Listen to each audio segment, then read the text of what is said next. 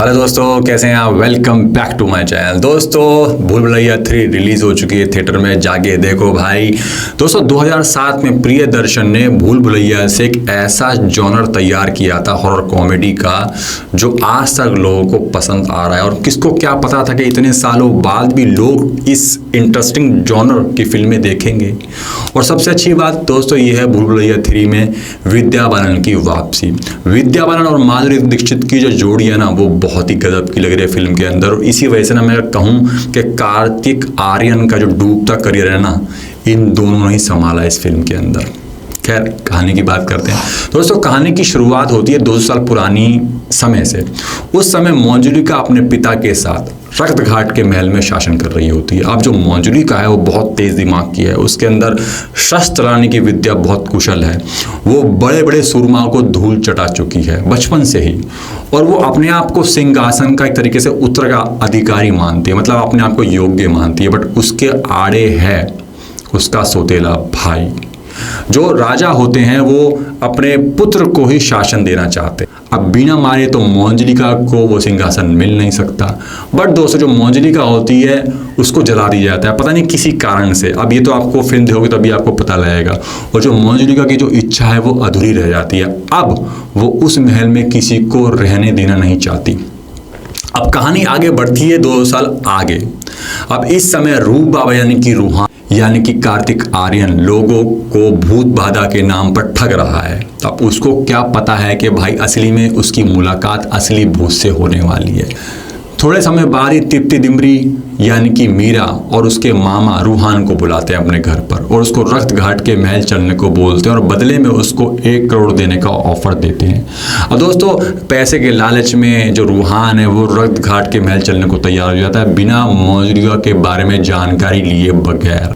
और वहाँ जाके पता लगता है कि जो राजा है वो बहुत ही गरीबी में जी रहा है भाई। उसके पास तो खाने के लिए पैसे ही नहीं है, उसके पैरों तले ज़मीन खिसक जाती है ये जान करके। अब जितने भी मेंबर होते हैं ना महल में, जितने भी राजशाही के मेंबर होते हैं, जो तिप्ती दिमरी होती है, मीरा होती है, वो भी खुद राजशाही से बिलोंग कर रही होती है। वो राजा की असल में बेटी होती है।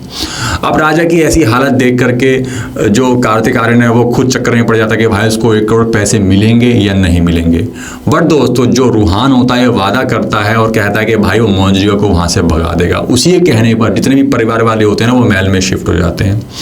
अब दोस्तों महल में शिफ्ट होने से जो राजा की गरीबी होती है वो धीरे धीरे दूर होने लगती है और जो सिचुएशन होती है काफ़ी बदल भी जाती है। बट जो मंजुलिका है उसका डर अभी भी महल के अंदर है। अब देखने वाली बात है कैसे कार्तिक आर्यन यानी रूहान मंजुलिका से इस शाही परिवार का छुटकारा करवा पाएगा। बट दोस्तों मैं कहूँ कि जो फिल्म की कहानी है ना वो बहुत ही उलझी हुई है। फर्स्ट हाफ आपको ठीक ठाक लगेगा, कहानी धीरे धीरे आगे बढ़ती चली जाएगी, पढ़ते दर पढ़ते खुलती चली जाएंगी और आपके मन में कई सवाल उठने लगेंगे, भाई आखिर मंजुलिका है कौन। भाई जब विद्या बालन और माधुरी दीक्षित की एंट्री होती है ना, गजब की एंट्री होती है और आपका ना सर चकरा जाएगा। मतलब अगर मैं कहूँ ना फिल्म को ना, मतलब एक तरीके से ना खिचड़ी बना दी है फिल्म की। यार स्टोरी को इतना ज़्यादा कंफ्यूज कर दिया गया है कि डायरेक्टर को यही नहीं पता लग रहा है कहानी आगे कहाँ जा रही है। आपके मन में बार बार ख्याल आता चला जाएगा कि भाई मंजुलिका है कौन। और सेकंड हाफ में तो भाई कहानी पता नहीं कहाँ जा रही है। ऐसा लग रहा है कि डायरेक्टर के हाथों से कहानी पूरी तरीके से छूट चुकी। और कॉमेडी के नाम पे ऐसी कॉमेडी की जा रही है कि भाई आप मजबूरी में हंसोगे। ऐसा लगेगा कि आपसे कोई ज़बरदस्ती हंसाने के लिए बोल रहा हो। बेतुकी कॉमेडी, बिल्कुल बेतुकी। कोई सेंस तो होना चाहिए भाई।